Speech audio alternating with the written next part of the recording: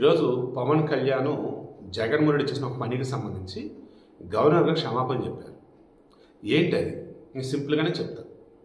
Pawan Kalyan recent టైమ్స్లో చూస్తే మన తిరుమల లడ్డు విషయంలో కానీ అండ్ కొన్ని సందర్భాలలో భక్తులకు సంబంధించి రాష్ట్ర ప్రజానీకానికి సంబంధించి కానీ ఎక్కడన్నా ఏదన్నా వాళ్ళకి ఇబ్బంది కలిగి ఉన్నా అనుకోకుండా ప్రభుత్వం ఏదైనా తప్పిదం జరిగి ఉన్నా ఫస్ట్ ఈయన బాధ్యత తీసుకున్నాడు.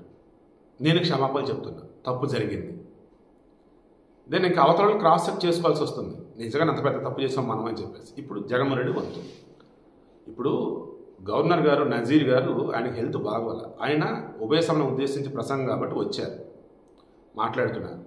మాట్లాడుతున్న మూమెంట్లో బుర్రా బుద్ధి జ్ఞానం లేకుండా స్పీకర్ తీసుకోవాల్సిన డెసిషన్ ఏది ప్రతిపక్ష హోదా ఇవ్వాలా లేదా అని గవర్నర్ ఇవ్వాలంటూ గవర్నర్ సభకు ఆటంకం కలిగిస్తూ నానా హడావుడి చేసి 11 మంది సభ్యులటువంటి వైసీపీ వాళ్ళు 11 నిమిషాల పాటు సభలో ఉండి జంప్ వాకౌట్.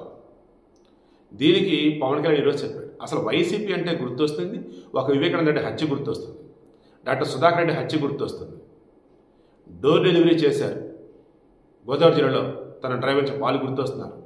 అండ్ అదేమంటే బూతులు గొడవలు నానా ఇవి గుర్తొస్తున్నాయి.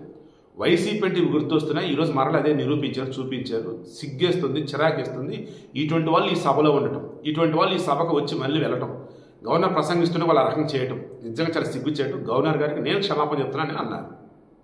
మీకు అర్థమైందా? ఇంకా జగన్ అంటే నాయకుడు అంటూ ఇంకా వైసీపీ అంటే ఒక పార్టీ అంటూ ఉన్న వాళ్ళు ఉన్నారే, వారి కోసమే ఈ వీడియో. మారండి ఇకనైనా అని.